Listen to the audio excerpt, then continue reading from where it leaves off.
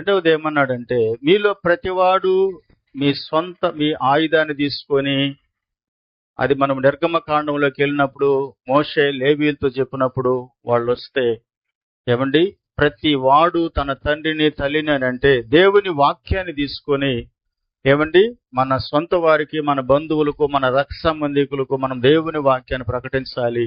ఎక్కడ కూడా రాజీ పడకూడదు. ఈ లోక మర్యాదను అనుసరింపక మూర్ఖులకు ఈ తరము వారికి వేరే అన్నాడు. మీరేం చేయాలా? దేవుని యొక్క నామాన్ని మహిమ పరచాలన్నాడు. దేవుని స్తోత్రం కలుగును గాక.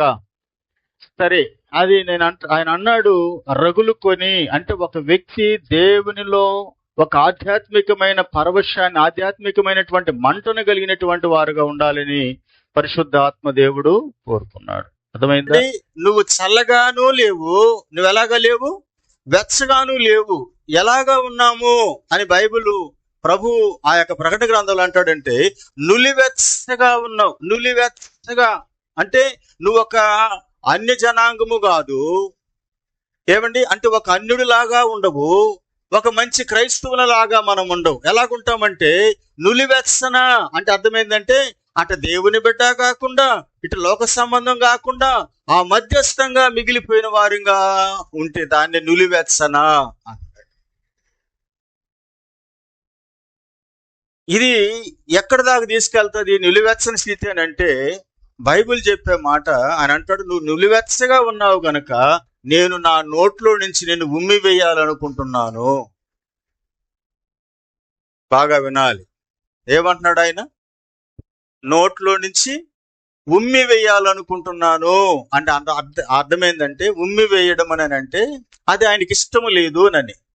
ఆయనకి ఇష్టం లేదు. ఇప్పుడు ఆయనకి ఇష్టమేది ఈ వాక్యములో? చూడండి, బైబిల్ చూడండి, మంచిగా నేర్చుకోండి. ఆయన ఇష్టమేది?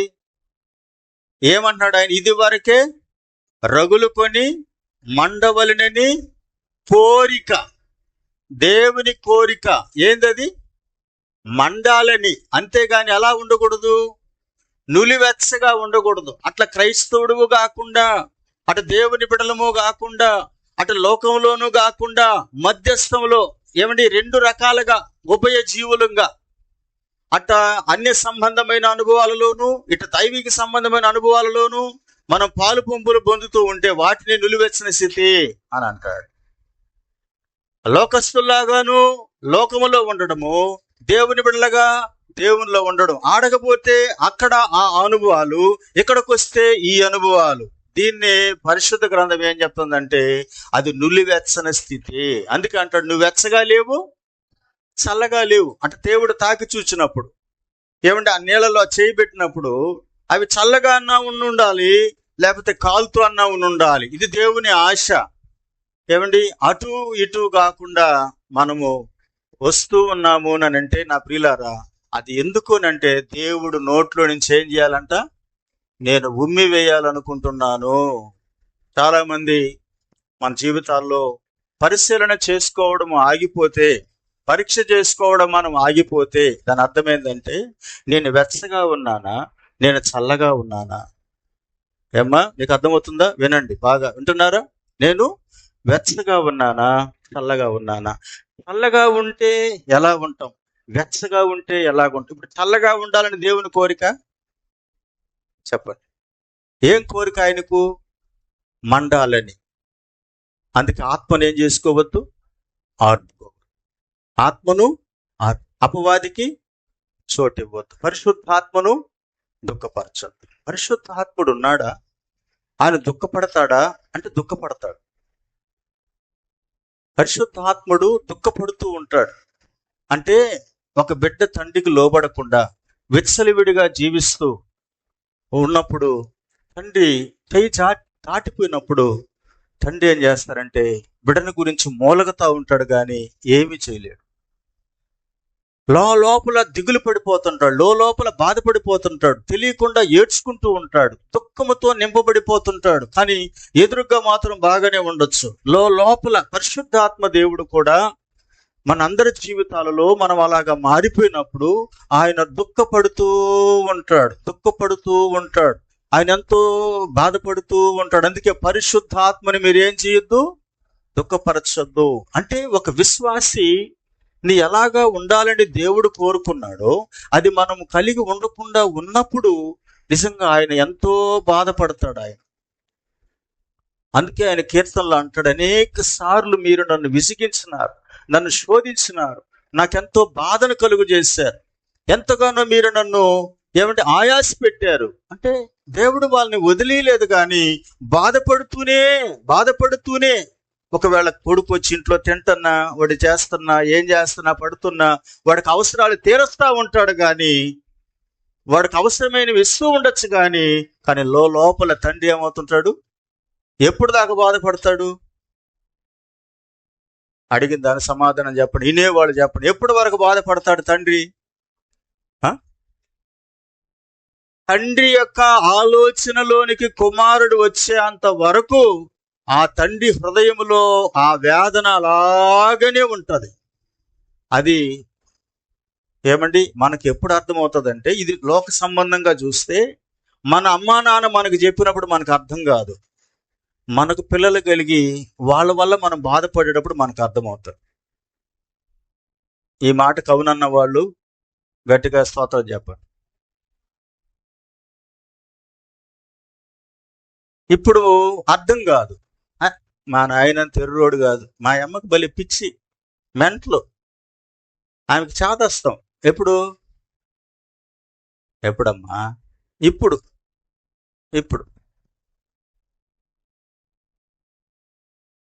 తర్వాత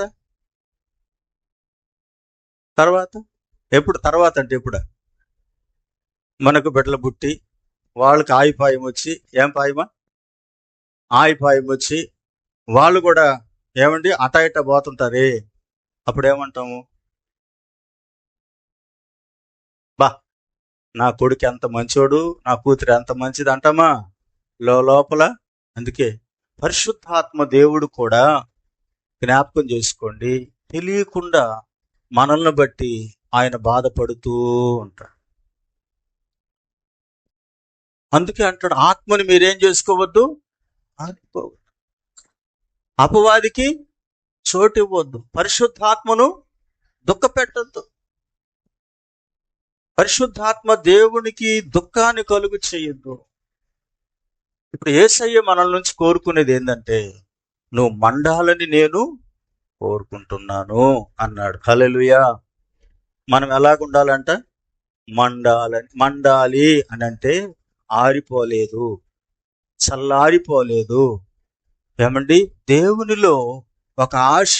అందుకే రాత్రి కూడా ఒక మాట, ఆసక్తి విషయాలలో మాంద్యులు కాకుండా ఆత్మయందు మెల్లమెల్లగా మన సంఘాన్ని అట్లాంటి అనుభవంలోనికి తీసుకురావడానికి పరిశుద్ధాత్మ దేవుడు మనల్ని ప్రేరేపిస్తూ ఉండగా, చిన్న విషయాల కాడి నుంచి పెద్ద విషయాల వరకు మనం ఒక క్రమశిక్షణ కలిగిన వారంగా ఉండాలి. దేవుని యొక్క అందుకే ఈరోజు కూడా నేనేమన్నానంటే, మన వాళ్ళకు భోజనాలు సిద్ధం చేసే వాళ్ళకి రాత్రి అనుకున్నాం 9:50 మనం మందిరంలో ఉండాలా, 10 లోపల మందిరంలోకి మనము వచ్చేయాలా, వంటను సిద్ధం చేసేసుకోవాలా అని అంటే బిడ్డలు వచ్చారు. 8:30 ఈరోజు వంటలు అయిపోయినాయి. ఆ తర్వాత శుభ్రం చేసుకొని అట్టడి చేసుకొని వచ్చి కూర్చొని వేసారు. దేవునికి స్తోత్రం. రేపు వారము అట్ట ఏం చేయాలనుకుంటున్నానంటే, 10:10 గేటుకు తాళం వేసేస్తే దేవుని దయ వల్ల అందరూ క్రమంగా వచ్చేస్తారని ఒక తలంపు. మీరేమంటారు? మర్యాదగా చెప్పండి, దయచేసి గౌరవంగా చెప్పండి. హల్లెలూయా. అయ్యా, నువ్వు తప్పకుండా నిర్ణయం తీసుకో, మేమందరమీ కూడా దేవుని సందులో అలాగా ఉంటామన్న వాళ్ళు మీ బంగారు చేతులెత్తి దయచేసి ప్రభువుకు స్తోత్రం చెప్పండి. ఉన్నాయి బ్రదర్. షెడ్యూల్స్కి వెళ్ళినప్పుడు ఎవరెవరు 8 గంటలకు పైన వస్తున్నారో మాకు రిపోర్ట్ రావాలి. సేవకులు, కుమారా 8 గంటల పైన ఎవరు వచ్చినారో వాళ్ళు కానుక వేసుకోబాకండి, కానుక పెట్టిలో కానుక లేపించుకోబాక. స్తోత్రం. వద్దు. నేను చెప్తున్నానమ్మా, మీకు వద్దు. 10 వీలైనంత వరకు 10కి లోపల వచ్చేయాలా. ఏదైనా దూరపు వాళ్ళకి ఆటో గీటో ఇబ్బంది అయితే 10 లోపల ఎందుకంటే ఇది మంచిదా కాదా?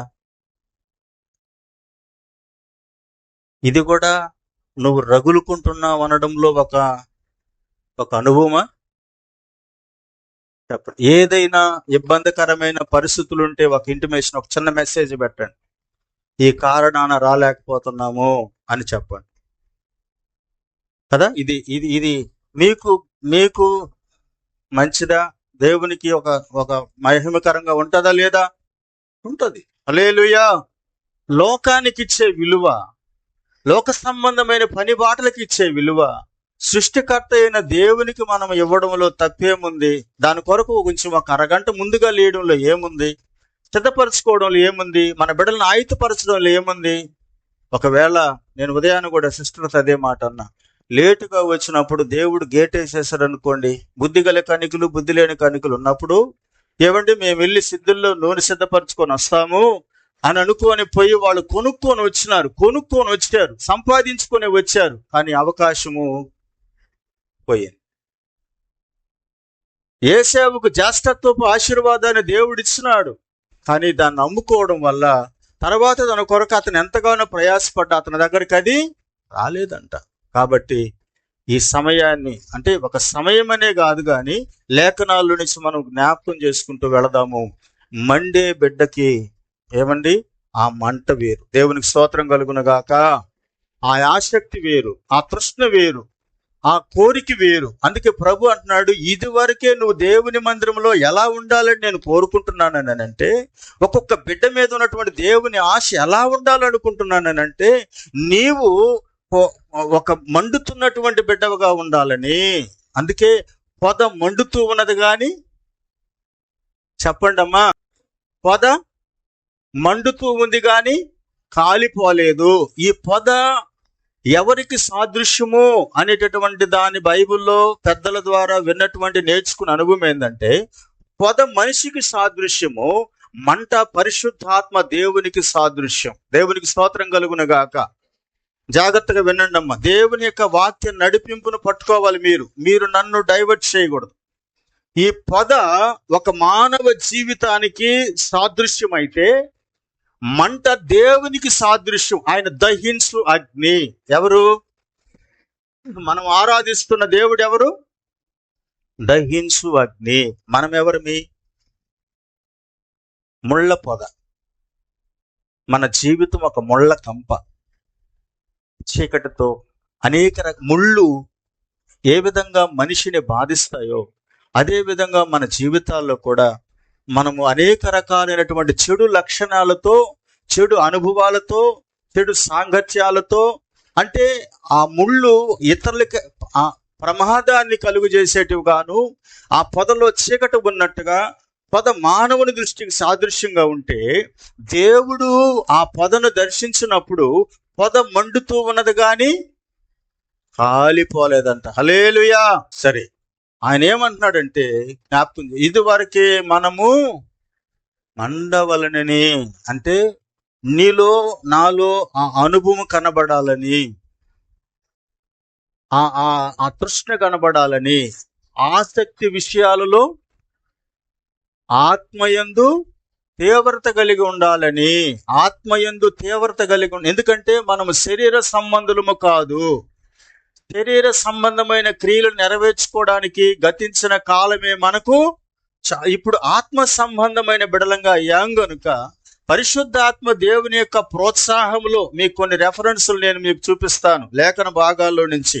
అది ఒక్కొక్కటిగా మనం చదువుదాం. కీర్తన గ్రంథం 39వ అధ్యాయము, కీర్తన గ్రంథం 39వ అధ్యాయము 3వ వాక్యాన్ని మనము కొన్ని రెఫరెన్సులు ఈరోజు చూద్దాం. అవసరమైతే మీరు అమ్మా,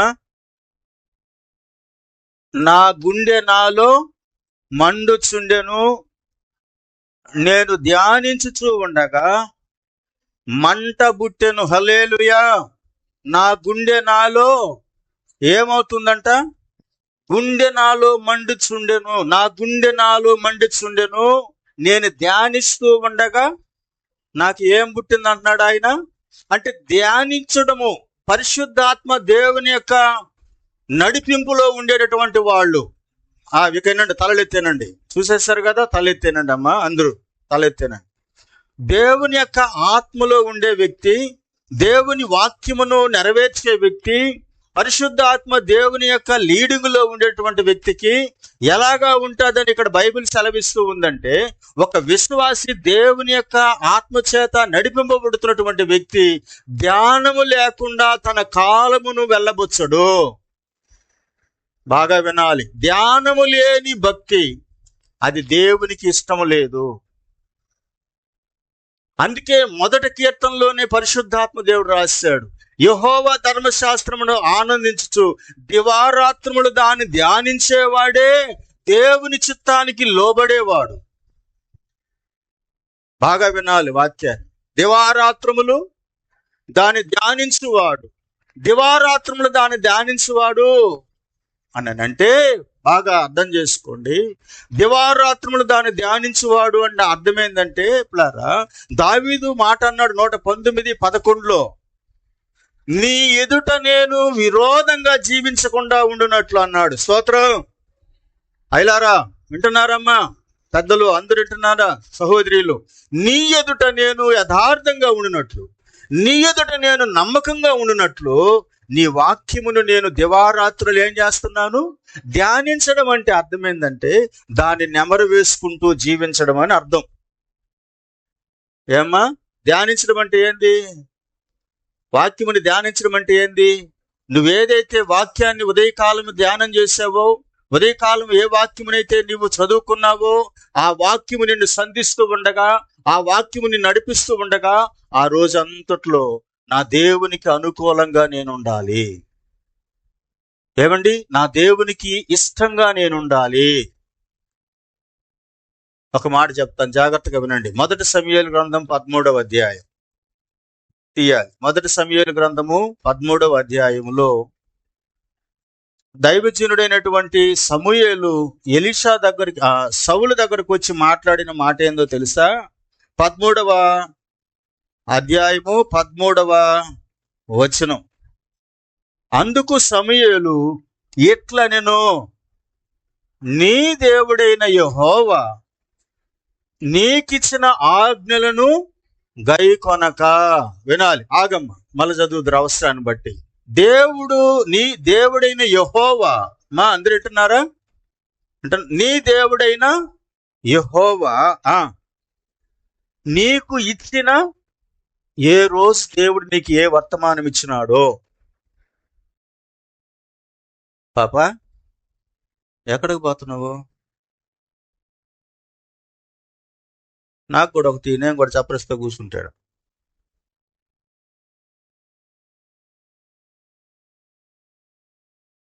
హల్లెలూయా. చూడండి, నీ దేవుడైన యెహోవా నీకిచ్చిన ఆజ్ఞలు. ఏ రోజు నువ్వు దేవుని వాక్యాన్ని చదువుకున్నావో, ఆ రోజు దేవుని వాక్యము నీతో ఏమని మాట్లాడిందో ఆ వాక్యమును నువ్వు ధ్యానించి, అందుకే అంటున్నాడు ఇప్పుడు ఆయన అన్నాడు కదా, దేవుడు నీకిచ్చిన ఆజ్ఞలు ఏం చేయలేదు నువ్వు అంటే అర్థమైంది. అందుకే అంటాడు ఆయన, ప్రతిరోజు ఉదయకాలమే దేవునిలో ఉండేటటువంటి వ్యక్తి తన జీవితాన్ని మొట్టమొదట ఎవరికి అర్పణగా ఇవ్వాలి? ఆ దినములో మొదటి అర్పణ, మొట్టమొదట ఒక దోశ తీసి ఆడబెడతారు. మీరు చూసారో చూడలేదో నాకు తెలీదు. దోశ అన్నా, వడ అన్నా, లేకపోతే ఇడ్లీ అన్నా తీసుకొని పోయి ఏం చేస్తారా? ఆ పటం కాడ పెడతారా లేదా? ఆ మొదటిది పెట్టరా? పెట్టరా? కొంతమంది మంత్రం తీసుకున్న వాళ్ళు, పెద్దోళ్ళు ఉంటారు, మంత్రం తీసుకున్న పెద్దోళ్ళు మొదట ముద్ద కలిపి పక్కన పెట్టేస్తారు. ఫస్ట్ అన్నం తినేటప్పుడు మొదట ముద్ద బాగా కలిపి ఏమంటే పక్కన పెడతారు. అది వాళ్ళు అనుకున్న దేవుడికో ఎందుకో మరి అంటున్నాడు ఆయన. ఒక విశ్వాసి, బాగా వినాలి ఈ మాటలు, బిడ్డలు కూడా వినాలి, ఎవరిని బిడ్డలు కూడా, మీదే రాబోయే తరం దేవుని సన్నిధిలో మీరు శ్రేష్టమైన బిడ్డలుగా ఎదగాలని నేను ఎంతో ఆశపడుతున్నా. స్తోత్రం. ఆయన అంటున్నాడు, ఉదయకాలమే లేచి నువ్వు దేవుని సన్నిధిలో నీ ప్రాతకాల నైవేద్యాన్ని, నీ విలువైనటువంటి ఆ విలువైన సమయాన్ని దేవునితో గడిపిన అనుభవంలో దేవుడు నీకు ఏ వాక్యమునిచ్చినాడో ఆ వాక్యం ఆ రోజు నీకు ఆహారం. ఆ రోజు దేవుడు నీకు ఇచ్చిన ఆజ్ఞ, ఆ రోజు దేవుడు మనకిచ్చినటువంటి ఉపదేశం. అందుకే అంటాడు ఆయన, సౌలు దగ్గరికి సమూయేలు భక్తుడు వచ్చి, ఆ దైవజనుడు వచ్చి మాట్లాడుతున్నాడు, అయ్యా నీ దేవుడైన యెహోవా నీకు ఇచ్చిన ఆజ్ఞను నువ్వేం చేసావు? అదిగో గైకొనలేదు. ఆయన ఏమంటున్నాడు? నీ వాక్యమును నేను ధ్యానం చేస్తూ ఉండగా నాకు మంట పుట్టింది, నా హృదయము నాలో మండుచూ ఉన్నది. ఎప్పుడండి? మీకు ఎప్పుడైనా మంట పుట్టడం అంటే అర్థమైంది తెలుసా? మంట పుట్టిందంటే ఏమంటే గుండెల్లో మండిపోతుందని కాదు. మనకు మండేది ఎప్పుడా? గ్యాస్ ఎక్కువైపోయినప్పుడు. ఆ మంట కాదు. హల్లెలూయా, ఓయమ్మ అదైతే నాలో ఫుల్గా ఉంటుందని కాదు. ఆ మంట కాదు. ఆ మంట అనేది ఏంటంటే అర్థము, అది ఒక వ్యక్తిని ముందుకు నడిపిస్తుంది. యెహెజ్కేలు గ్రంథం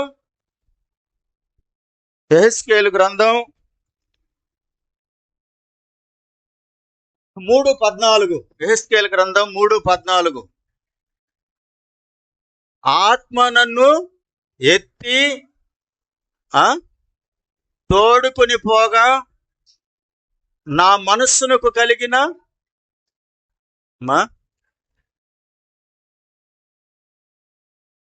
రౌద్రాగ్ని చేత. హల్లెలూయా. చూడండి, ఆ మాటలు ఎంత స్పష్టంగా మాట్లాడుతాడు ఆయన. ఏమండి? చదువును ఆయన. బహుగా వ్యాకుల పడుచు. దేవునికి మహిమ కలుగును గాక.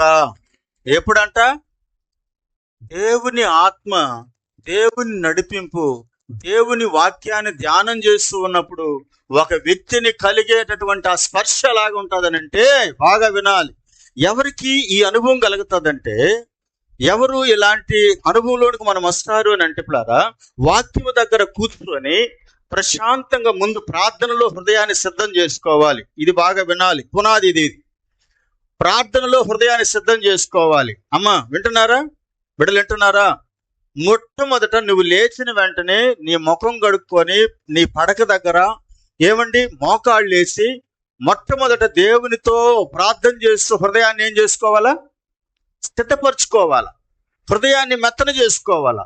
హృదయాన్ని దేవునికి సమర్పించుకోవాలా. దేవునికి దగ్గరగా తెచ్చుకోవాలా. డిస్టర్బెన్స్ ఏదన్నా ఉంటే ప్రభు దగ్గర పశ్చాత్తాపడాలి. ఆ తర్వాత హృదయం అనే పలక శుభ్రం అయిపోయిన తర్వాత దేవుని వాక్యాన్ని ధ్యానం చేస్తూ ఆ వాక్యము నిన్ను పోషించేదిగా, నిన్ను నడిపించేదిగా, నిన్ను ముందుకు తోడుకొని పోయేదిగా, నిన్ను ప్రోత్సహించేదిగా, నిన్ను ఆదరించేదిగా, ధైర్యపరిచేదిగా, నీకు గొప్ప బలాన్ని ఇచ్చేదిగా. అందుకే ఆయన హస్తము బలముగా నా మీద ఉండెను. ఏమిటి? రౌద్రాగ్ని అంటే నన్ను ఒక మంటగా సిద్ధం చేసేటటువంటి అనుభవం. దేవునికి స్తోత్రం. ఇది లేకుండా మనం ఉన్నామంటే దేవుని వాక్యాన్ని నువ్వు చదువుతున్నావు కానీ ధ్యానం చేయలేదు.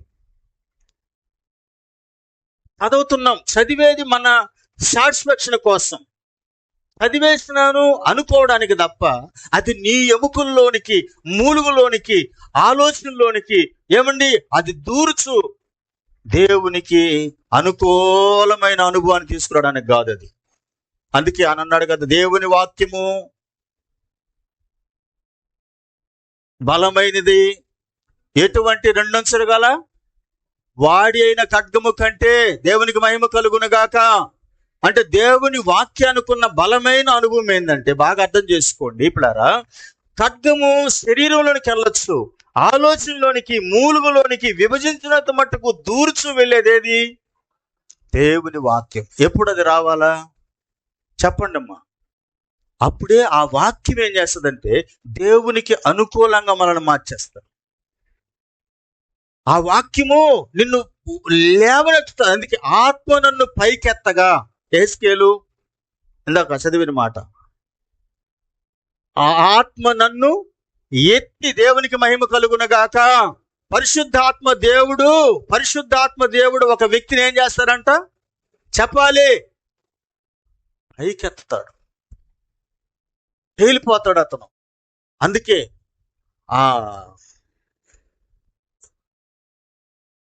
ఒక నది కలదు అనే దానికాడికి వచ్చినప్పుడు, మోకాళ్ళ లోతు పాదాల కొలత సరిపోదయ్యా, మోకాళ్ళ లోతు సరికాదయ్యా, ఈతలు మునిగి తేలాలయ్యా, ఈతలు చప్పట్లు కొట్టు అలయ్యా, పాడి పాడి ఆడాలయ్యా, చప్పట్లు, పాడి పాడి ఆడాలయ్యా, రండయ్యా, గ్లోరీ, రండయ్యా, అందరూ కొట్టాలి చప్పట్లు. కూడా ఎండని జీవ నదిలాగా, ఎండని జీవ నదిలాగా ఆత్మన ఎండని రమ్ము బోధక జీవజలమా, ఆమేన్, చూడా ఎండని నదిలాగా రమ్ము బోధక. దేవునికి స్తోత్రం. అంటే ఒక వ్యక్తి ఏదో కేవలము పరిశుద్ధాత్మ దేవుడు కోరుకునే అనుభవం ఎలాగుంటుందంటే, సంఘములో నుంచి పాదాల కొలత, నా కాళ్ళు తడిస్తే చాలే కాదు, మోకాళ్ళు కాదు. ఏమండి అంటే పాదాల కొలత దేంట్లో అంటే, నేను చర్చికి వస్తున్నాను, పోతున్నాను, పర్వాలేదులే దేవుని వాక్యం నడుచుకుంటున్నాను కాదు. మోకాళ్ళు లోతు, నేను ప్రార్థన చేసుకుంటున్నాను, ప్రార్థన అనుభవం ఉంది కాదు అని అంటాడు. ఈతలో అంటే నీవు నిండా మునగాలంటాయి, తేలిపోవాలి. దాని అర్థమైందంటే నీళ్ళల్లో నువ్వేమవ్వాలా, భూమికి నీ పాదం అంటుకోకూడదు. స్తోత్రం చెప్పాలి గట్టిగా. నువ్వు నీళ్ళల్లో ఏమవ్వాలా, ఏదాలి, మునిగి తేలాలంట.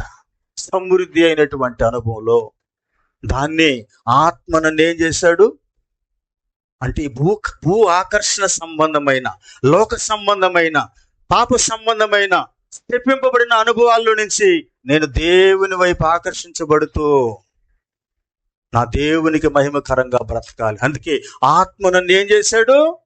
అందుకే కొలస్సీ 3:1 ఏమన్నాడు ఆయన,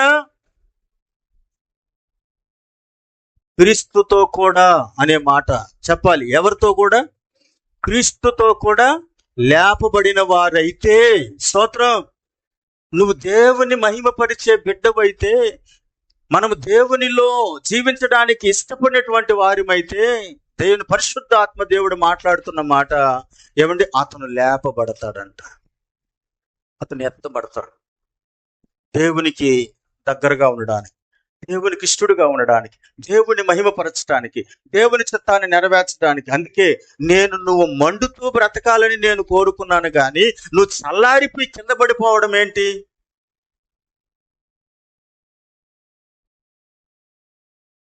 ప్రభు మన అందరితో మాట్లాడే మాట. దేవునికి స్తోత్రం కలుగును గాక.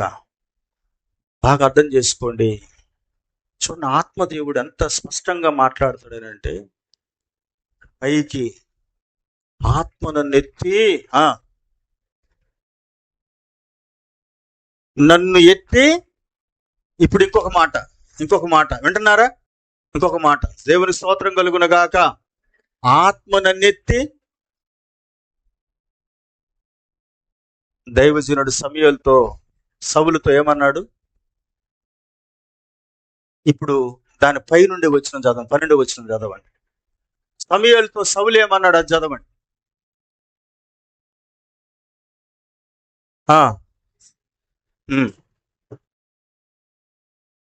చదవం. అదిగో ఆగాలి నా అంతటా నేను. ఇక్కడ హెస్కేలు ఏమంటున్నాడు? ఆత్మ నన్నెత్తి తోడుకుని పోగా. What is the difference between 2 words? హల్లెలూయా. అక్కడ సౌలు ఏమన్నాడు? నేను ఇప్పుడు మీ దగ్గరకు వచ్చేస్తున్నా. ఎవరు కొంచెం నన్ను డైవర్ట్ చేయాలనుకుంటున్నారు వాళ్ళ దగ్గరకు వచ్చి వాళ్ళ పక్కన కూర్చొని గడ్డం పెట్టుకుని వాక్యం చెప్తా. స్తోత్రం.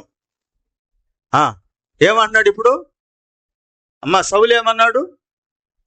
ఫిలిష్తీయులు వచ్చి నా మీద పడతా ఉంటే వాళ్ళు ఒకవేళ నన్ను వచ్చి పట్టుకుంటారని జనులు నా దగ్గర నుంచి వెళ్ళిపోవడం చూశాను, ఫిలిష్తీయులు మీద పడడం చూశాను. మీకు అర్థమైందా?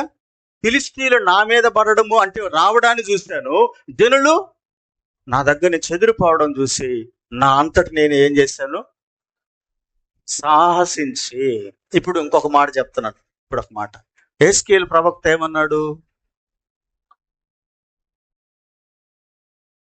ఒక ఇద్దరు బిడ్డలు రండి, మీరిద్దరు రండి. సరే రండి, మేళ వాంగప్ప.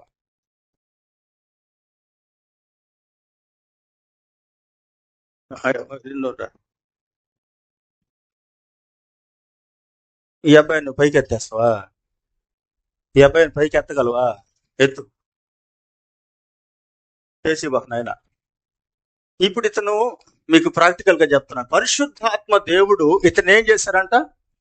వెళ్ళిపో, ఎత్తుకుని వెళ్ళిపో, జాగ్రత్త. అది దేవుడు ఎక్కడికి నడిపించాలో అక్కడికి నడిపిస్తున్నాడు. ఎవరిని? యెహెజ్కేలుని, దేవునికి లోబడినటువంటి వ్యక్తిని, ఆత్మచేత ఎత్తబడినటువంటి వ్యక్తిని, మండుతున్నటువంటి వ్యక్తిని, దేవుని కొరకు బ్రతకాలకు ఉన్నటువంటి వ్యక్తిని. ఇదిగో ఈ అబ్బాయి ఉన్నాడే, సౌలు అంటున్నాడు. సౌలు అంటున్నాడు, ఫిలిష్తీయులు వచ్చి పడిపోయే లోపల నా అంతటా నేనేం చేశాను? ఇప్పుడు దేవుని వాక్యము ఈ అబ్బాయికి తెలుసు, దేవుని ఆజ్ఞ ఈయనకు తెలుసు, సౌలుకి తెలుసు. కానీ ఈయనేమన్నాడంటే, నా అంతటా నేనంటే ఏంది? లాక్కుని వెళ్ళు. ఇప్పుడు వాక్యం తెలుసా తెలియదా? ఆజ్ఞ తెలుసా తెలీదా? ఉపదేశం తెలుసా తెలీదా? లాక్కుని వెళ్ళిపోవాలి. నాకు వెళ్ళు. ఇది జరిగినంత వరకు దేవుని యొక్క సన్నిధి ఆ వ్యక్తులతో ఉండదు.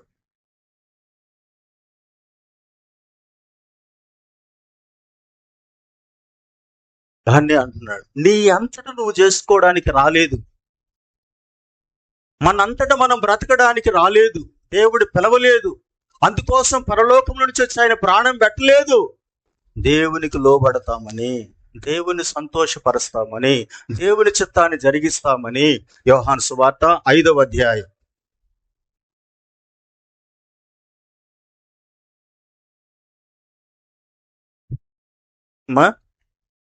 ఏందటి తర్వాతమ్మా? యోహాను సువార్త 5వ అధ్యాయము. తగులుకుంటుంటావు, నా అంతటి నేను చదివేస్తాను అన్నట్టు ఉంటున్నారు.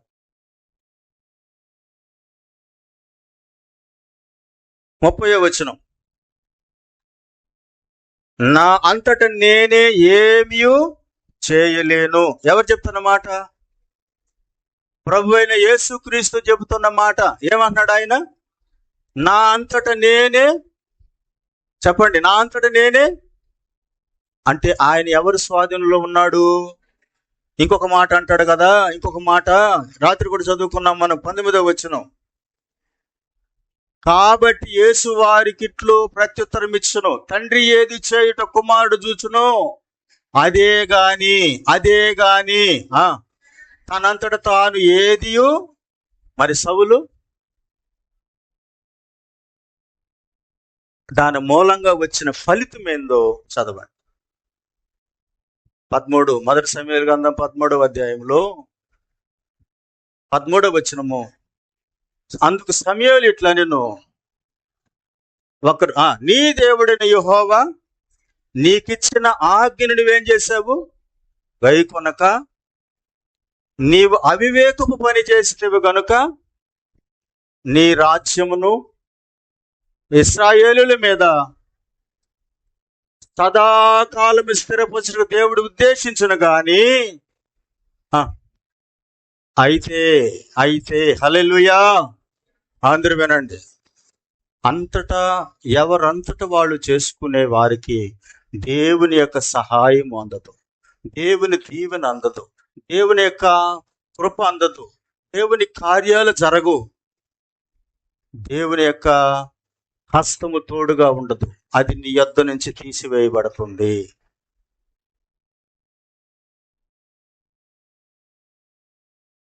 నీకంటే ఉత్తముడైనటువంటి వానికి అది ఇవ్వబడతా ఉంది.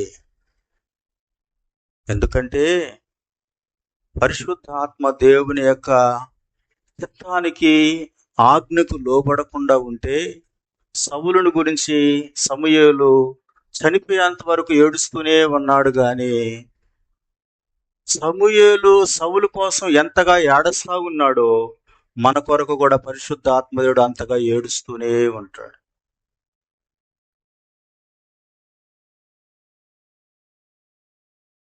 ఆయన బాధపడుతూనే ఉంటాడు, దుఃఖపడుతూనే ఉంటాడు. అందుకే ఒక వ్యక్తి ఉదయకాలమే నిజంగా ఆ ఆశీర్వాదము, దేవుని నడిపింపు, దేవుని సహాయం మనకు రావాలనంటే ఉదయకాలమే దేవుని పాదాల దగ్గర మోకరించి హృదయాన్ని సిద్ధపరచుకొని దైవ వాక్యాన్ని చేతబట్టుకొని ఆ రోజు దేవుడు మనకిచ్చిన ఆజ్ఞతో నడిపించబడాలని పరిశుద్ధాత్మ దేవుడు కోరుకుంటున్నాడు. స్తోత్రం. అది అందుకే నీ దేవుడిని యెహోవా నీకిచ్చే ఆజ్ఞను నువ్వు తోసివేశావు. మనకిచ్చినటువంటి వాక్యాన్ని మనం తోసివేసి, ఉపదేశాన్ని తోసివేసి మన ఇష్టాన్ని మనం నెరవేర్చుకున్నప్పుడు నీకు ఏది దేవుడు చెయ్యాలనుకుంటున్నాడో, దేన్ని స్థిరపరచాలనుకుంటున్నాడో, దేని చేతని తృప్తిపరచాలనుకుంటున్నాడో, ఏది నీకు స్వాస్థ్యముగా ఇవ్వాలనుకుంటున్నాడో దాన్ని తీసుకునే తర్వాత సౌలు స్థిరపడలేదు. సౌలు చాలా గందరగోళం అయిపోయాడు. ఎందుకనంటే తనంతట తాను నడవడం ప్రారంభించాడు. యెహెజ్కేలు ప్రవక్త అంటాడు, దేవునికి స్తోత్రం కలుగును గాక, ఆత్మ నన్ను పైకెత్తి నన్ను తోడుకొని పోతున్నాడు. ఎందుకంటే నన్ను ఆయనయే నా అంతట నేను.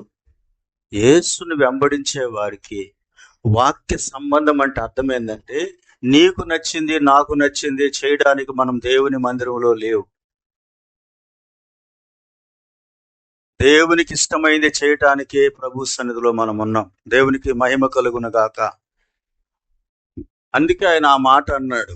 ఎందుకు చెప్పండి, ప్రభువా ప్రభువా అని నన్ను పిలుచుట ఎందుకు? కనుక ఈరోజు మండడము అంటే ఆయన అన్నాడు, నా గుండెల్లో నాకు మంట పుట్టుతూ ఉంది. నేను ధ్యానిస్తూ ఉన్నప్పుడు నా గుండె నాలో మండుతూ ఉంది. ధ్యానిస్తూ ఉండగా మంట నాలో పుట్టినానంటే నన్ను కొంచెం నీ కొరకు పరుగెత్తడానికి అది నన్ను ప్రోత్సహిస్తా ఉంది. ఇర్మీయా గ్రంథం 20 అధ్యాయము 7, 8, 9 వచనాలు చదువుకుందాం. యెహోవా నీవు నన్ను అతీని అమ్మ అందరిని దీని. ఇర్మీయా గ్రంథం 20 అధ్యాయము 7, 8, 9 వచనాలు. యెహోవా నీవు నన్ను ప్రేరేపించగా నీ ప్రేరేపణకు దేవునికి మహిమ కలుగునగాక. అమ్మా, ఇక్కడ ఇర్మీయా ప్రవక్త అంటున్నాడు, యెహోవా నీవు నన్ను ఏం చేశావు? చెప్పండి, అందరూ చెప్పండి. ఇక్కడ తలలెత్తినండి. యెహోవా నీవు నన్ను ఏం చేశావు? ప్రేరేపించగా. దేవుని ఆత్మ ఆయన ఏం చేసిందంట? ప్రేరేపించగా నీ ప్రేరేపణకు నేనేమైనాను? పేతురుతో అన్నాడు యేసయ్య, బాయ్ ధోనిను వాటిని వదిలిపెట్టిరా అన్నాడు. అన్నాడా? యాకోబు యోహానులతో ఆ మాట అన్నాడా? లేవీతో ఆ మాట నన్ను వెంబడించాను అన్నాడు. ఏం చేశారు వాళ్ళు? దేవుని ప్రేరేపణకు ఏమైపోయాడంట? లోబడిపోయినాను నేను. నా దేవుని ప్రేరేపణకు నేనేమయ్యాను? లోబడిపోయాను. ఇది ఉత్తమం. లోబడాలి, లోబడాలి.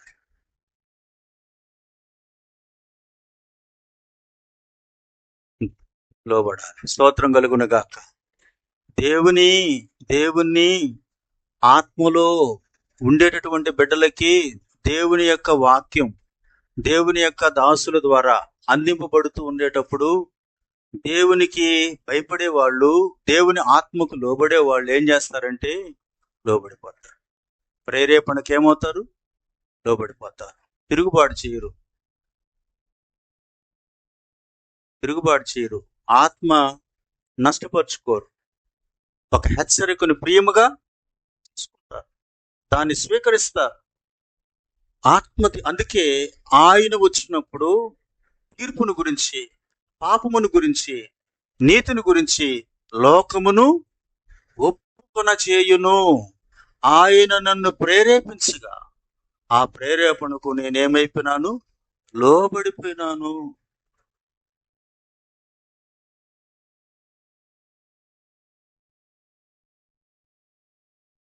అంతేగాని ధిక్కరించుకొని వెళ్ళలా, ఇదిలించుకొని వెళ్ళలా. మనం అలాగా వెళ్ళకూడదు. కొంతమందికి ఎన్నిసార్లు చెప్పినా, ఎంతగా చెప్పినా, ఎన్ని రకాలుగా మనం మాట్లాడుకున్నా కొంతమంది లోబడరు. తల్లిదండ్రులు ఏడవని, గోజారని, బతిమలాడిని, గడ్డాం పట్టుకొని ఎట్టన్నా చెప్పని. ఎందుకో అంత కఠినమైనటువంటి అనుభవం. నా ప్రియమైన దేవుని బిడ్డలారా, ప్రేరేపణకు, దేవుని ప్రేరేపణకు మనం ఏమవ్వాలంట? అందుకే అన్నాడు ప్రభువా, రాత్రంతా నేను ప్రయాసపడ్డాను కానీ చెప్పండి మిగతా. రాత్రంతా ప్రయాసపడ్డాను కానీ ఏమీ దొరకలేదయ్యా. నా జీవితంలో నేను ఏమి సంపాదించుకోలేకపోయినానయ్యా. నీ ఉపదేశం ఉందే, నీ మాట ఉందే, నీ సందేశం ఉందే, దాన్ని పట్టుకుంటా. ఇప్పుడు ఇది నా దగ్గర ఎలాగుంటదని దావీదు మందసాన్ని తీసుకెళ్ళి అక్కడ వదిలేసి వెళ్ళిపోతే, ఒబేదేదేమో ఆ మందసాన్ని తీసుకొని ఇంట్లో పెట్టుకొని వాక్యానికి లోబడినప్పుడు 3 నెలల్లో ఆశీర్వదించాడు. ఆ మాటను నేను తీసుకుంటానయ్యా, ఆ ఉపదేశాన్ని నేను తీసుకుంటానయ్యా, నీ మాట చొప్పున నేనేం చేస్తాను. హల్లెలూయా. కొంతమందిని గట్టిగా మాట్లాడకూడదు, హెచ్చరించకూడదు. ఇప్పుడు కూడా ఏం లేటుకు వచ్చినావు అనకూడదు, ఏం బైబిల్ చదవట్లేదు అనకూడదు, ఏం ప్రార్థన చేసుకోవట్లేదు అనకూడదు, ఇలాగ ఉండాలని అనకూడదు. ఏమండి, ఏదైనా 3 రోజులు కూడికలు జరిగినాయి, ఎందుకు రాలేకపోయినావు అనకూడదు. ఆ మాట అన్నాం అనుకో, ఇంకంతే, శరీరం లేస్తుంది. ఆత్మ అయితే ఏమవుతుంది? అవును, రాలేకపోయినా తప్పు, అసలు ఎంత దీవెన పోగొట్టుకున్నాను. అక్కడే గుర్తించవచ్చు మనం ఆత్మ సంబంధులు ఎవరో, శరీర సంబంధులు ఎవరో. అది పనిగా దేవుని యొక్క దాసుని పిలిపించి సంఘ క్షేమం కొరకు మాట్లాడించడం జరిగింది కదా. కనీసం ఒక పూటైనా, ఒక రోజైనా దేవునితో సహవాసం గడిపుండొచ్చు కదా అని ఒక సేవకుడు గట్టిగా ఏదైనా హెచ్చరిక చేస్తే వెంటనే దానికి దాని మూలంగా సేవకుడికి, సంఘానికి, దేవునికి నష్టం ఉండదు, విశ్వాసకే నష్టం. అందుకే సౌలుతో అంటాడు, నువ్వు స్థిరపడలేవు,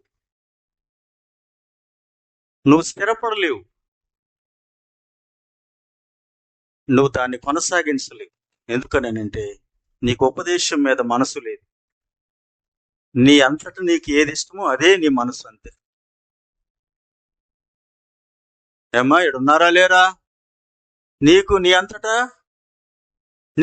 నువ్వు ఏది జీవించడం అదే నీకు ఇష్టం. నిన్ను 1 సారి, 2 సార్లు, 3 సార్లు, 4 సార్లు ప్రభు మనల్ని హెచ్చరించిన మనం తీసుకోం. ఎందుకంటే మనకు అదే నడవడిక, మనకు అదే అలవాటు అయిపోయింది.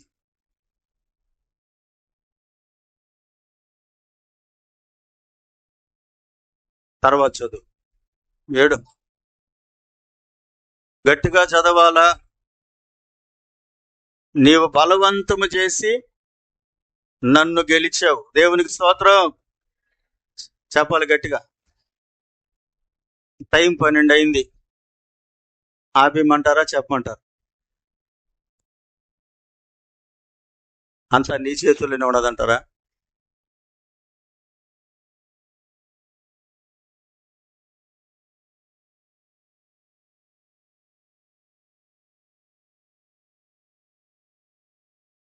ఆయన అంటున్నాడు, నన్ను బలవంతం చేసి నన్ను ఏం చేసావు? నువ్వు గెలిచావు. ఒక మాట, దేవుణ్ణి గెలిపించే వాళ్ళు ఎంతమంది? దేవుణ్ణి ఓడించే వాళ్ళం ఎంతమంది?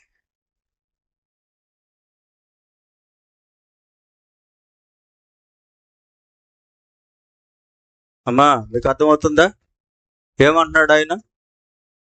నువ్వు బలవంతం చేసి నన్నేం చేసావు? నన్ను గెలిచావు. స్తోత్రం.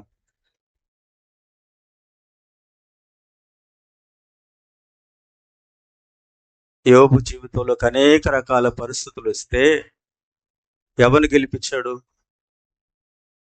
సాతాన్ని ఏం చేశాడు? ఓడించి కదా. ఎన్ని రకాలుగా యోబును దేవుడు శోధిస్తే, అన్ని రకాల కష్టాలు, బాధలు, ఇబ్బందులు వస్తాయి, దేవుణ్ణే మహిమపరిచాడు. ప్రియమైనటువంటి తన ఏకైక కుమారుడైనటువంటి ఇస్సాకును దేవుడు కోరుకుంటే దేవుని చిత్తాన్నే గెలిపించినాడు.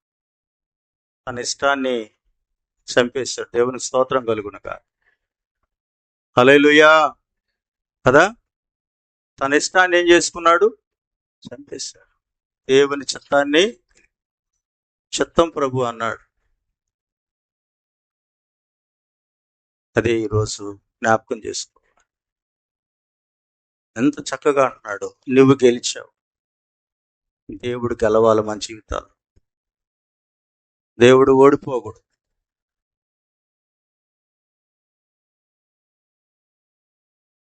ఫిలిష్తీయులు విగ్రహాలు ఎండల్లో పెట్టుకొని మందసాన్ని తీసుకొని వెళ్ళి యుద్ధానికి వెళ్ళినప్పుడు మందస్సము పట్టుకొని వెళ్ళిపోయారు ఫిలిష్తీయులు. ఇశ్రాయేలు ఓడిపోయారు. ఆ మాట అంటే దేవుడు ఓడిపోతాడని కాదు, కానీ ఆయన బిడ్డలమైన మనము ఈ లోకానికి అప్పగించుకొనేస్తే మన తండ్రిని ఓడగొట్టినట్టే కదా. నా మాట మీకు అర్థమైందా? తండ్రికి తలవంపులు తేవడము అంటే అర్థమైందంటే మనం సరిగా లేకపోవడమే. వాళ్ళని నువ్వు కొట్టబడలే, తిట్టబడలే, వాళ్ళని అడిగిది లేక లాగబడలే, వాళ్ళ మీద కేసు పెట్టబడలే, ఇవన్నీ చేయబడలే. వాళ్ళకి అనుకూలంగా లేకుండా బ్రతికి వాళ్ళు బాధపడేట్టుగా చేయడమే తండ్రికి తల్లికి తలవంపులు తేవడం, వాళ్ళని తక్కువ చేయడం. అదే ఇక్కడ. ప్రభువా, నువ్వు బలవంతం చేసి నువ్వు గెలిచావు, నేను నీకు లోబడిపోయినానయ్యా. దేవునికి మహిమ కలుగును గాక కదా. ఏమైపోయినాడంట? తర్వాత చదువమ్మా. నేను దినమెల్లా నవ్వులు పాలైతిని, అందరూ నన్ను ఏం చేశారు? ఎగతాళి చేశారు. ఏలయనగా నేను పలుకున్నప్పుడల్లా బలాత్కారం జరుగుతున్నదని, దోపుడు జరుగుతున్నదని అది చెప్పాల్సి వచ్చింది. అవన్నీ చెప్పాల్సి వచ్చింది. దేశానికి, ఇశ్రాయేలు దేశానికి చెప్పాల్సి వచ్చింది. అమ్మా, మీకు అర్థమవుతుందా? ఇశ్రాయేలు ప్రజలు దోపుడులోను బలవంతంగాను ఉండేటప్పుడు ఇర్మియా ప్రవక్త వెళ్ళి రోజంతా ఏం చెప్పమంటున్నాడు ఆయన?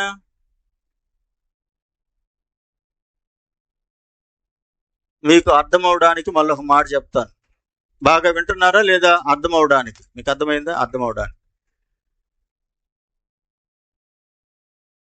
మన బిడ్డ అన్నిటిలో సెంటు, ఒక మ్యాథ్స్లో డల్ అనుకుందాం.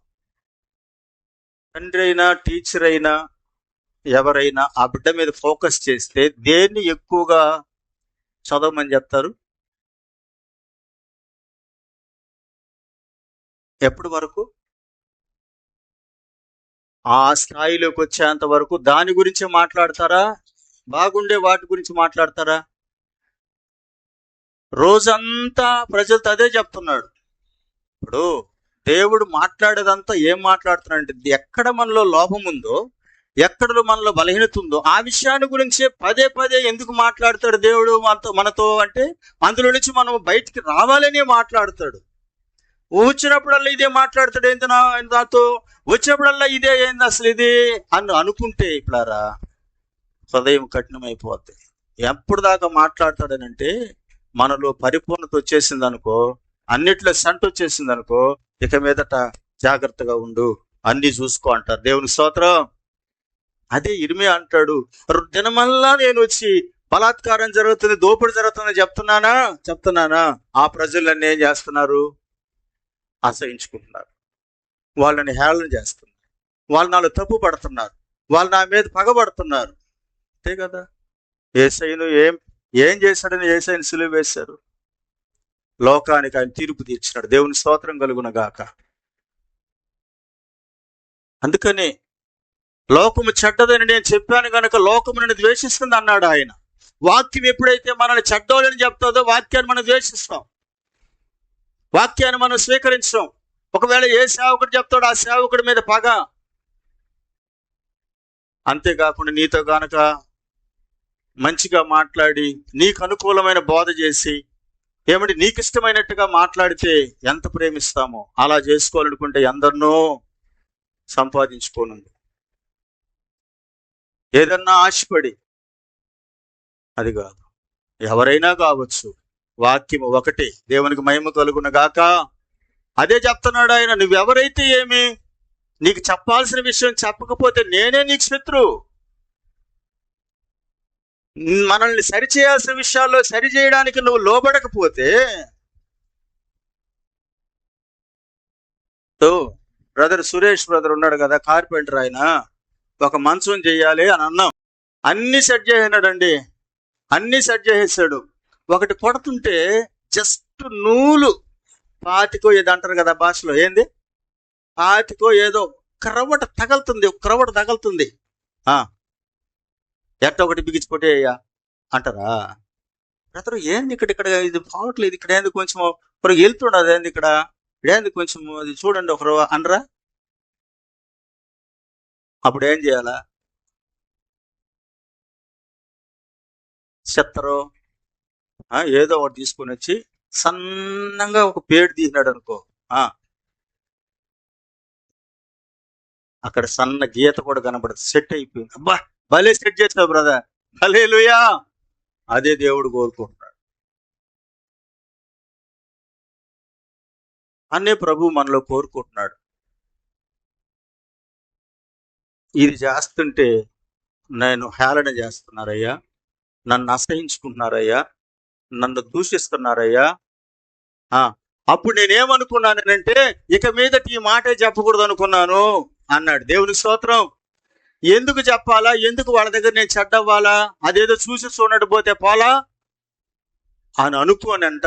9వ వచనం చదవండి.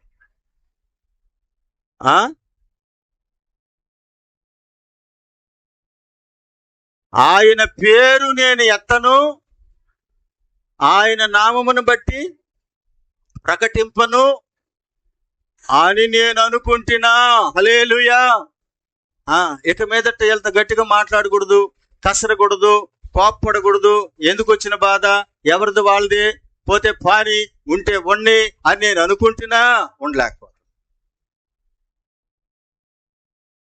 6 గంటలకు రండి భోజనాలు సిద్ధం చేసుకోవాలని చెప్పి పంపిస్తున్నారు. రాత్రి చాలా వచ్చినారు, వందనాలు చెప్పినారు, చెప్పానమ్మా, చెప్పలా బ్రదర్, చెప్పానా?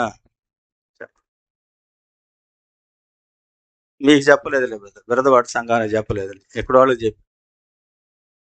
ఎందుకంటే నేను లేచి 5 గంటలకు లేచి ప్రార్థన చేసుకొని వాక్యం చదువుకొని ఏమండి తర్వాత ఏదన్నా ఒక పని చేద్దాము అని అనుకున్న తర్వాత ఆమె వంట మాస్టర్ గారికి ఫోన్ చేసి, తర్వాత రాజాకి ఫోన్ చేసి, ఎందుకంటే ఇప్పుడు వాళ్ళిద్దరు మాస్టర్లు, దేవుని స్తోత్రం, ఏమండి ఫోన్ చేసి రమ్మని చేసి తర్వాత మెల్లగా ఆనందయాత్ర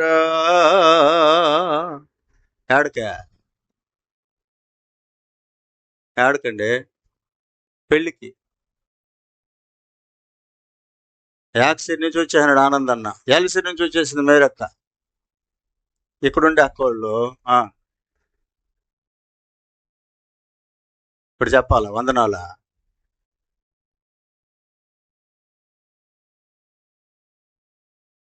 అన్న ఎంత ఎంత కఠినంగా ఉంటావని నేను అనుకోలేదని అంటే, ఉండకపోతే ఎట్టా?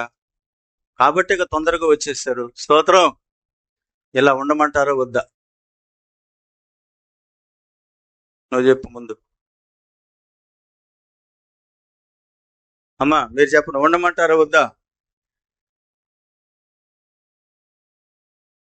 ఏడుంటావు అన్నట్టున్నారా అండి? ఉండమంటారా వద్దా? హల్లెలూయా. అందుకే అంటున్నాడు, నేను చెప్పకూడదని అనుకుంటున్నా పోయి ఆ రోడ్లో నిలబడుకునే అయినా. ఎందుకంటే 10 గేట్ వేయాలి కదా,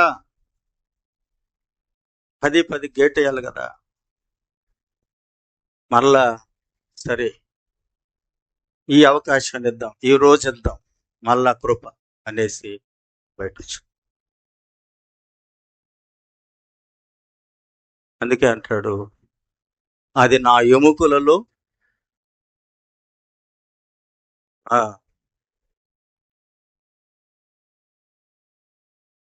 నువ్వే మాయమైనట్టున్నావు. అబ్బా భలే గట్టిగా స్పష్టంగా చదువుతున్నారయ్యా. అది నా హృదయములో అగ్ని వలె స్ఫూర్తి గట్టిగా చదువుతుంది. చదువమ్మా. అది వెనకాల వినబడుతున్నా చూడు, నీ గొంతు ఘనం.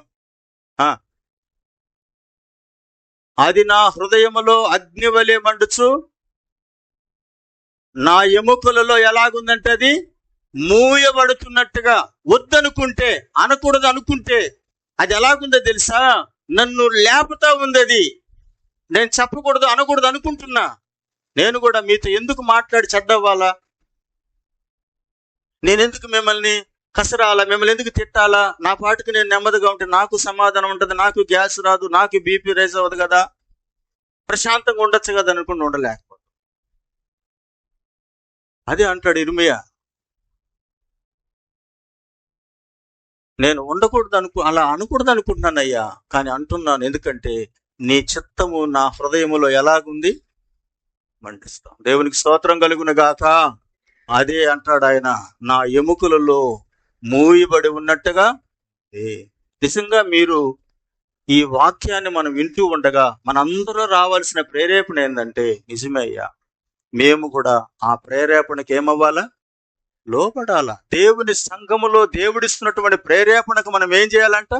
లోబడిపోవాలి. ఆడబిడ్డలు కానీ మగవాళ్ళు కానీ లేచి కుటుంబము ఆదివారం అని అంటే లేచి 5 గంటలకు లేచి 6 గంటలకంతా మీ యొక్క ప్రార్థన వాక్య ధ్యానం పూర్తి చేసుకొని, మీ వంట కార్యక్రమం ఏదంటే చేసుకొని, ఖచ్చితంగా 9:50 ఏమంటే దేవుని మందిరంలోకి వచ్చి ఎవరి పాటికి వాళ్ళు ప్రార్థన చేసుకుంటూ వాక్యం ధ్యానం చేస్తూ 10 గంటలకు ఆరాధన ప్రారంభమయ్యే లోపల మీ ధ్యాన సమయం మీ మౌనంగా ప్రభువుతో గడుపుతూ ఉంటే ఆ రోజు ఆనందం నేను చెప్తున్నాను మీరు వచ్చి కనపడ్డట్టుగా. ఆ విధంగా చేసి చూడండి, ఆ సంతోషం మీరు ఎంత అనుభవిస్తారు. అంతేగాని హడావుడిగా హరీబరిగా వచ్చేసి విసుగ్గా వచ్చి కూర్చున్నప్పుడు అసలు అది. అందుకే అంటాడు ఆయన, ప్రశాంతంగా దేవుని పాదాల దగ్గర కూర్చున్నది మరియా. హల్లెలూయా. దేవుడు ఆమెతో మాట్లాడాడు, అవును కదా. ఏమంటే సిద్ధపరచుకునేసింది. చూడండి, ఆమె కోపం వచ్చేసింది. ఎవరికి? మార్తమ్మకి. ఎందుకు? ఆ రోజే తలకాయ వండాలా, ఆ రోజే మెడకాయలు వండాలా. దేవుని స్తోత్రం. అప్పుడు తీసుకుని వస్తాడు ఆయన. నేను వండి పెడితే పెట్టు, లేకపోతే నీ పేక్ కోస్తా, దీంట్లో వేసేస్తా.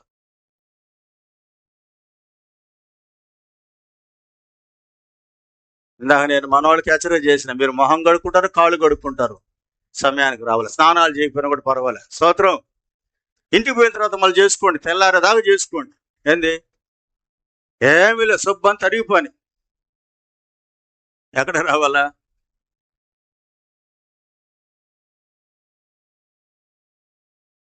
రెండు విషయాలు. ఒకటి, వాక్యమును ధ్యానించినాడంట, స్తోత్రం కలుగును గాక.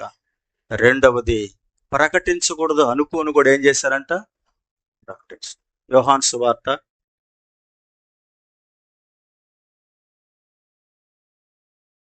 9:4.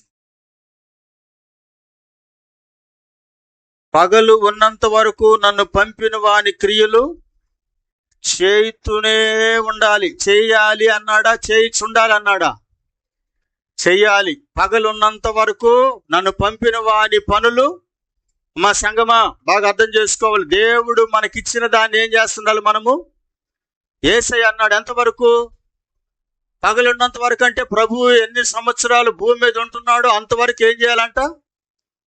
ఆయన వెళ్ళిపోయిన తర్వాత వేరే. మనం ఎంతకాలం భూమి మీద ఉంటున్నాం అంతకాలం ఏం చేయాలా? చెప్పండి, ఏం చేయాలా? దేవుని పనులు చేయాలా, దేవుని సంఘములో సహకారులుగా ఉండాలా, దేవుని కొరకు చేయూతనివ్వాలా, అన్ని విషయాల్లో నమ్మకంగా ఉండాలా. స్తోత్రం. ప్రభు యొక్క బలలో పాలిపంపులు పొందే వాళ్ళు ప్రత్యేకంగా చెప్తున్నాను. ప్రభు బలలో ఈరోజు నేను చేయాలనుకున్నది ఏంటంటే, బలలో పాలిపంపులు పొందే వాడిని మాత్రమే పెట్టుకొని మిగతా వాళ్ళు భోజనాలకు పంపిస్తే, బలలో పాలిపంపులు పొందే వాళ్ళకి కొన్ని ఇన్స్ట్రక్షన్స్ ఇవ్వాలని. ఇక్కడ ఈయన ఏమంటున్నాడంటే, వాక్యము పగలున్నంత వరకు మనం పంపిన వాని పనులు క్రియలు ఏం చేయాలంటే మనము అలిసిపోకూడదు. స్తోత్రం. చేస్తానే ఉండాలి. హల్లెలూయా. దేవుని కొరకు మనం ఏం చేయాలంట? అందుకే ధ్యానించడము మానేయకూడదు, ప్రకటించడము మానేయకూడదు. ప్రభు బలలో ఈరోజు నిజంగా మనం ఎంత దిగజారిపోయినామంటే, నెలలో కనీసం ఒక్కరికి కూడా సువార్త చెప్పడానికైనా భారం లేని సంఘం అయింది. అందుకే కొత్త వాళ్ళు కనబడాల సంఘంలో. ఉండే వాళ్ళమే మనం ఉంటున్నామంటే అర్థమైంది. నోరు తెరిచి ఎవ్వరికి ఏం చేయట్లేదు సంఘం? చెప్పండి, ఏం చేయట్లేదు? మనము సువార్త చెప్పట్లా. ఆయన ఏమంటున్నాడు? ఉన్నంత వరకు ఏం చేయాలంటున్నాడు ఆయన? సంఘానికి దేవుడిచ్చినటువంటి ఒక బాధ్యతాయుతమైన అనుభవం ఏంటంటే, చదువుకునే వాళ్ళు చదువుకునే దగ్గర చెప్పాలి, పనికి పోయే వాళ్ళు పనికి పోయే దగ్గర చెప్పాలి, ఉద్యోగాలకు వెళ్ళే వాళ్ళు ఉద్యోగానికి వెళ్ళే వాళ్ళు చెప్పాలి. ఎక్కడెక్కడ నువ్వు కలుసుకుంటుంటావు అక్కడక్కడ దేవుని గురించి ప్రకటించి ఎవరో ఒకరిని దేవుని యొక్క సన్నిధిలోనికి కొత్త వారిని ఏం చేయాలంటే మనము, చెప్పండి గట్టిగా, నడిపించాలి. హల్లెలూయా. ఇది ఎవరి బాధ్యత? దేవుని యొక్క సంఘము యొక్క బాధ్యత. దేవునికి స్తోత్రం. అందుకే అంటాడు, ఎవరో ఒకరిని దేవుని మందిరంలోకి మనం ఏం చేయాలా? నడిపించుకుంటూ ఉండాలా. నువ్వు వెళ్ళిన స్థలాల్లో దేవుని గురించి చెప్పాలి. ఏదో సేవకుడు రావాలా, దేవుడి సేవకుడే చెప్పాలా, దేవుని సేవకుడే సువార్త సభలు చెప్పాలని ఏం కాదు. రక్షించబడిన సంఘములో ప్రభు పాలలో పాల్పొంగులు పొందే ప్రతి బిడ్డ బాధ్యత ఇది. ప్రతి ఒక్కరి బాధ్యత ఇది. దేవుని మందిరములో నీ కొలీగ్స్ నువ్వు చెప్పాలి, నువ్వు పనిచేసే స్థలంలో చెప్పాలి. ఏమంటే నువ్వు తెలియచేయాలి. దేవుని మందిరానికి ఏదో ఒక దగ్గర నీకు ఇచ్చిన ఫోన్ ఉపయోగించే మందిరాన్ని నడిపించు. దేవునికి స్తోత్రం. చెప్పు చెప్పు కొత్త వాళ్ళకి చెప్పు. వాక్యాన్ని ధ్యానం చేయి. అందుకే అంటాడు, పగలున్నంత వరకు ఏం చేయాలా? అపోస్తుల కార్యం 4:20 అపోస్తుల కార్యములు 4:20. మేము కన్న వాటిని విన్న వాటిని చెప్పక ఉండలేమంటున్నాడు ఇక్కడ దైవజనుడైనటువంటి పేతురు. దేవునికి మహిమ కలుగునగాక. మేము కన్న వాటిని విన్న వాటిని ఏం చేయలేము? చెప్పకుండా ఉండలేము. ఒక మాట అంటున్నాను, నీ సాక్ష్యము. అమ్మ వినండి, అందరూ వినండి. రక్షించబడి బాప్తిసం తీసుకున్న వాళ్ళు ఎవరికైనా, మీ స్నేహితులకు కానీ, మీ బంధువులకు కానీ, మీ ఇరుగు పొరుగు వారికి కానీ మీ సాక్ష్యం చెప్పుకున్నారా? ఎంతమంది సాక్ష్యం చెప్పారు? మీ వ్యక్తిగత సాక్ష్యం. రక్షించబడిన వాళ్ళు, పాలుపుంపులు పొందిన వాళ్ళు, నేను ఇలాగ ఉన్నాను, ఇలాగ దీవించబడ్డాను, ఇలాగ నా ప్రభువు నన్ను రక్షించుకున్నాడని మీరు ఎంతమందికి సాక్ష్యం చెప్పారో మొట్టమొదటి సిస్టర్స్ ఎత్తండి. మీ సాక్ష్యం చెప్పుకున్న వాళ్ళు, మిమ్మల్ని గురించే మీరు దేవునికి చెప్పిన వాళ్ళు. అర్థమైందా?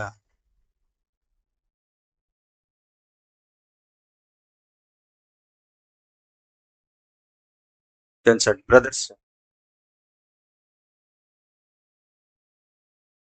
రక్షించబడిన వ్యక్తి చెప్పకుండా ఉంటే నువ్వు చాలా పాపం చేస్తావు. అంటే సంఘంలో నిలబడి సాక్ష్యం చెప్పాలని కాదు. నువ్వు సువార్త చెప్పేటప్పుడు, దించండి బ్రదర్, సువార్త చెప్పేటప్పుడు నేను ఇలాగ ఉన్నాను, ప్రభు నన్ను దర్శించినాడు, నన్ను రక్షించినాడు, మిమ్మల్ని కూడా రక్షించాడు అని చెప్పి హృదయపూర్వకంగా ఏం చేయాలా? వ్యక్తిగత సాక్ష్యం ఎవరు చెప్పరో వాళ్ళు దేవుని యొక్క బలమైన ఆత్మ ప్రేరేపణ లేనటువంటి వారు. అలా ఉండకూడదు. అంటే అర్థమైంది? ఒక పాపాత్మురాలైన, ఏమండి, 5 మంది భర్తలు కలిగినటువంటి వ్యక్తి అయినటువంటి సమరశ్రీ చెప్పిన మాట ఏంది? నాతో చెప్పిన వాడు మెస్సయ్య కాదని సాక్ష్యం చెప్పుకునింది.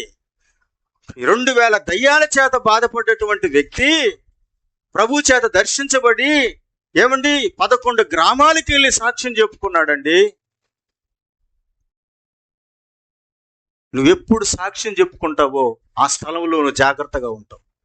ఎప్పుడు సాక్ష్యం చెప్పవనంటే నీలో ఏదైనా బలహీనత ఉంటే సాక్ష్యం చెప్పు. ఎందుకంటే వాళ్ళు నిన్ను అడుగుతారు, నువ్వు అటు చెప్పేవే అటు చేస్తున్నావు ఏందని. సాక్ష్యము నీకు ఒక కంచె. దేవునికి మహిమ కలుగును గాక. చెప్పలేదంటే నువ్వు వాళ్ళతో కలిసిపోయినావు అని అర్థం. నువ్వు వాళ్ళతో విమిడిపోయినావు. నువ్వేం చెప్తావు ఇంకా? అందుకే ఇక్కడ అంటున్నాడు ఆయన, నేను చెప్పకూడదు అనుకున్నా కూడా అది నన్ను మండిస్తాను. ఈయనేమంటాడంటే చూసిన వాటిని విన్న వాటిని కన్న వాటిని మేము ఏం చేయకుండా ఉండలేము బ్రదర్, ఏం చేయకుండా ఉండలేము. సంఘములో ఇది కలిగి ఉన్న వ్యక్తి దేవుని కొరకు ఆత్మల ఆదాయాన్ని సంపాదిస్తారు. ఆత్మల ఆదాయాన్ని సంపాదిస్తారు. దేవునికి మహిమ కలుగును గాక. నువ్వు చెప్పుకోలేదనంటే రేపు వాళ్ళని ప్రశ్నిస్తారని. నేను ఇలాగా మారానని నువ్వు చెప్పుకొని వాళ్ళ దగ్గర తిరగలేదు అని అంటే రేపు వాళ్ళ దగ్గర పట్టబడిపోతామని.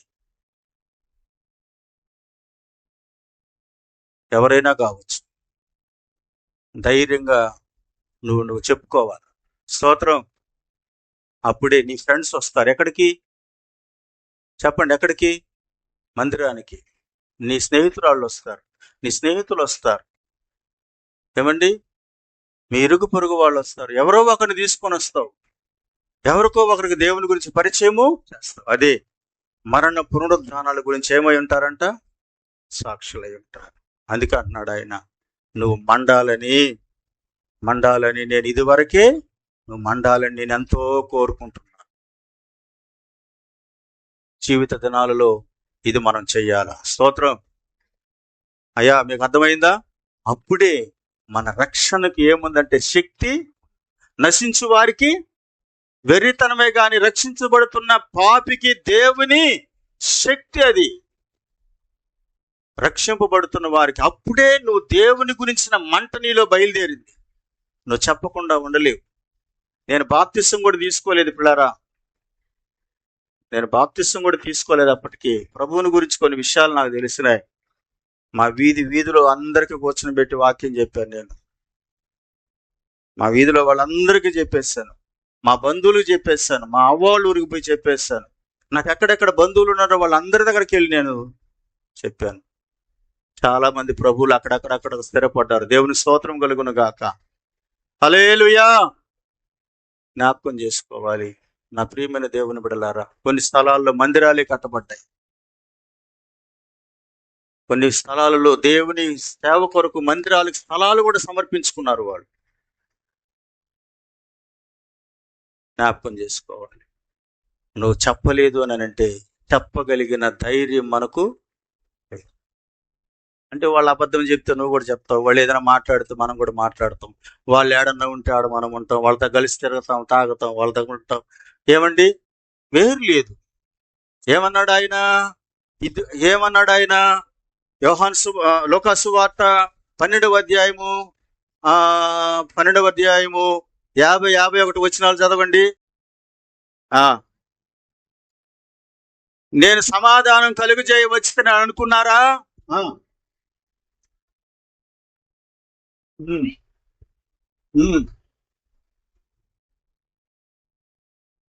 భేదమునే కలుగజేయ వచ్చితనని నేను చెప్పుతున్నాను.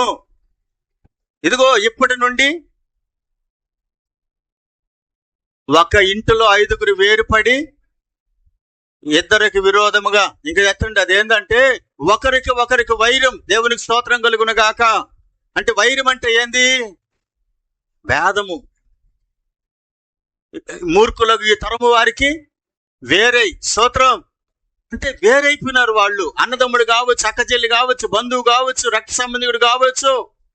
ఏమండి? మొన్న ఒక వ్యక్తి అంటున్నాడు, మాకు వద్దురా బాబు ఈ రేవులు ఈ బావులు మాకు వద్దు అని అంటా ఉంటే ఒక బ్రదరు, ఏమండి వాళ్ళ మామ వాళ్ళ చెల్లెలు వాళ్ళ అక్క భర్త ఏంటంటే నువ్వు తప్పకుండా వేసుకోవాలనేసి అంగడికి వెళ్ళిపోయి బజార్కి వెళ్ళిపోయాడంట. మాకు వద్దు, మేము వేరు, మా అనుభవాలు వేరు. మేము వీటితో సాంగత్యం చేయలేమని కొట్టుకుంటున్నారు అన్నదమ్ముళ్ళు. ఏంది ఇది మాకు?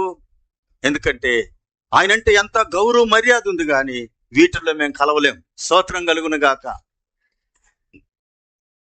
అదే భేదం, అదే వేరు. చీకటికి వెలుగుకు పొత్తెక్కడ? జీవముగల దేవునికి విగ్రహానికి సంబంధం ఎక్కడా? ఎక్కడ వేరైపోవాలా? స్తోత్రం. వేరవ్వాలండి. వాళ్ళతో పోయి కలిసిపోయి, వాళ్ళతో మునిగి, వాళ్ళతో మేసాలు తీసుకొని, గడ్డాలు తీసుకొని దేవుని చిత్తాన్ని మనము తృణీకరించే వారిగా ఉండకూడదు. దేవుని చిత్తాన్ని తృణీకరించకూడదు. వాళ్ళని ప్రేమించు, వాళ్ళ ఆపదల్లో సహాయం చేయి, వాళ్ళకి భోజనం పెట్టు, వాళ్ళకి గౌరవించు, వేరే సందర్భాల్లో వాళ్ళకి బట్టలు పెట్టు. కానీ లోక సంబంధమైన వాటిలోకి కలిసిపోయి దేవుని చిత్తాన్ని నువ్వు తృణీకరించు. ఇంకా చెప్పుకుండా పోతే ఎన్నో విషయాలు ఉన్నాయి.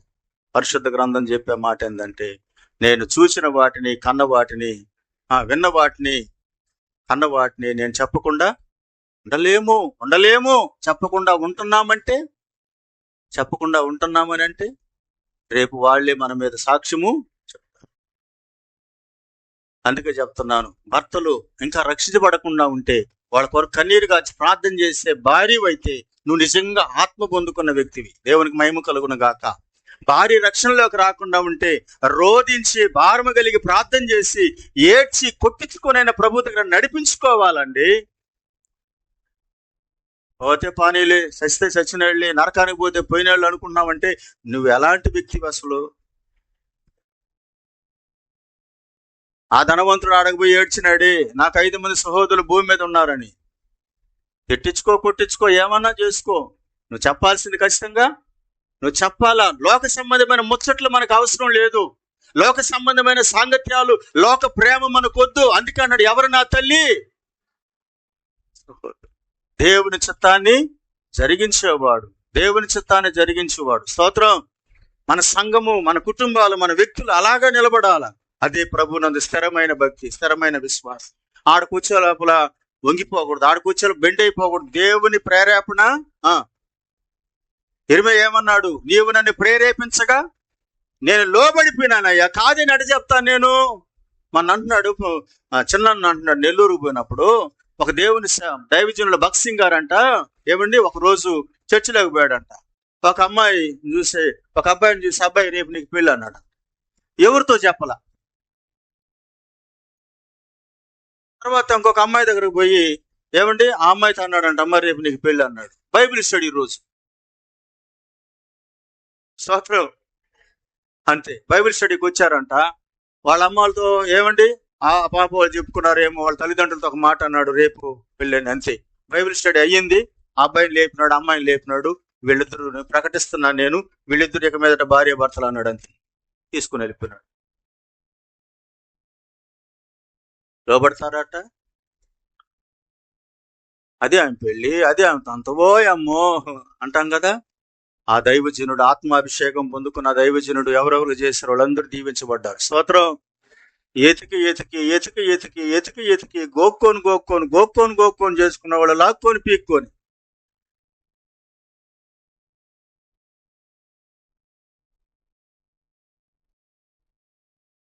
ఏది దేవుని చిత్తమో దానికి నేనేమవుతాను?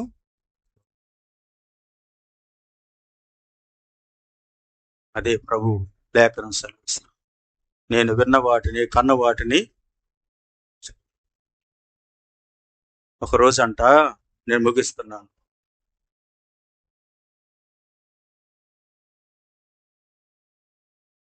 సమయం అవుతా ఉంది, పల్లుంది, ఆరాధన ఉంది. కానీ ఈ సందేశం నన్ను బాగా ప్రెజర్ చేస్తా ఉంది ప్రతి వారం. స్తోత్రం. ఏమండి, దైవజనులు ప్రకాష్ అన్న ఒక మంచి కుటుంబాన్ని కొట్టుకున్నాడంట. వద్దు బాబు, వద్దు, ఇది వద్దు అని అంటే, ఇట కాదన్నా ఏవో చెప్పి ఒప్పుకొని చేసి అన్నను ఒప్పించి వెళ్ళిపోయారు. అప్పుడు ఆయన అన్నాడంట, ఎందుకు ఈ కర్మ వీళ్ళకి అని. తర్వాత కొద్ది రోజుల తర్వాత వాళ్ళు వచ్చి, వివాహం అంతా జరిగిపోయిన తర్వాత ఒకరోజు అన్నారంట వచ్చి, మాకెందుకన్నా ఈ కర్మ అన్నారంట. ఎవరి దగ్గర? ముందుగా ఈయనేమన్నాడు, వీళ్ళకెందుకు ఈ కర్మ. తర్వాత వాళ్ళే వచ్చి మాకెందుకన్నా ఈ కర్మ అన్నాడు. అప్పుడు అన్నాడంట ఆయన, ఆ రోజు నేను మీతో చెప్పాను కదా, మీరెందుకు స్వీకరించలేదు? అది ఏ విషయమైనా కావచ్చు. దేవుని ప్రేరేపణకు మనం ఏమవ్వాలా? దేవుని వాక్యానికి మనం ఏమవ్వాలా? దానికి అడ్డాలు గిడ్డాలు అయ్యి చెప్పి సపోర్ట్ చేసి నిలబెట్టకూడదు. సత్యము నిలబడుతుంది, అబద్ధము నిలబడదు. స్తోత్రం. అందుకే ఈరోజు జ్ఞాపకం చేసు, అయ్యా, నేను ధ్యానించే విషయాల్లో, ప్రకటించే విషయాల్లో, నీ పని విషయములో, నేను చూసినవి విన్నవి వాటి విషయాల్లో నేను మౌనంగా, ఇదే సంఘానికి ఈ 3వ వర్తమానం. దేవునికి మహిమ కలుగును గాక. చెప్పుకో, ఈ రోజు నుంచి స్టార్ట్ చేయి. నీ సాక్ష్యం చెప్పు. నువ్వు జాగ్రత్తగా ఉండు. దేవుడి నీ ఇంట్లోనికి జీవనదిని ప్రవహింప. ఆయన అన్యాయస్తుని దేవుడు కాదు. చివరిగా ఒక వాగ్దానపు మాట చెప్పి ముగిస్తాను. మీకు ఒక వాగ్దానపు మాట. 1 సమూయేలు గ్రంథము